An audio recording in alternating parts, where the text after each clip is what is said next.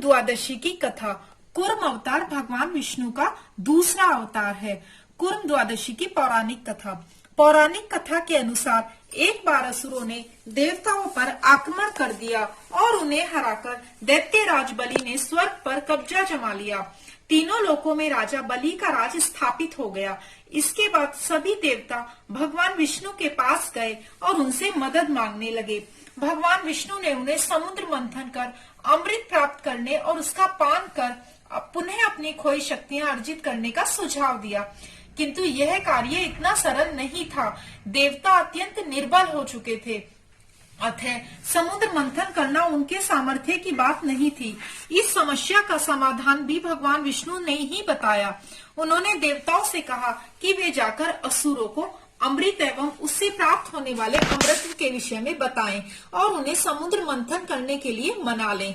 जब देवताओं ने यह बात असुरों को बताई तो पहले तो उन्होंने मना कर दिया और सोचने लगे कि यदि हम स्वयं ही समुद्र मंथन कर लें तो सब कुछ हमें प्राप्त होगा, किंतु अकेले ही समुद्र मंथन कर पाने का सामर्थ्य तो असुरों के पास भी नहीं था।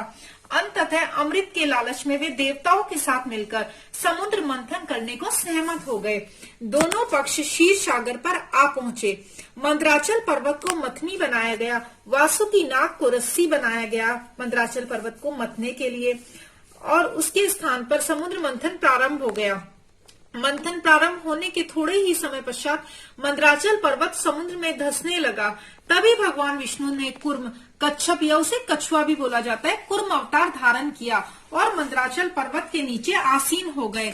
उसके पश्चात उनकी पीठ पर मंदराचल पर्वत स्थापित हुआ और समुद्र मंथन आरंभ हुआ। भगवान विष्णु के कूर्म अवतार के कारण ही समुद्र मंथन संभव हो पाया, जिसके फलस्वरूप समुद्र से अनेकों बहुमूल्य रत्नों और निधियों, जीव जंतुओं, देवी देवताओं की उत्पत्ति हुई और अंततः देवताओं को अमृत की प्राप्ति हुई। समुद्र मंथन से ही लक्ष्मी जी की उत्पत्ति हुई और भगवान विष्णु ने उनका वरण किया।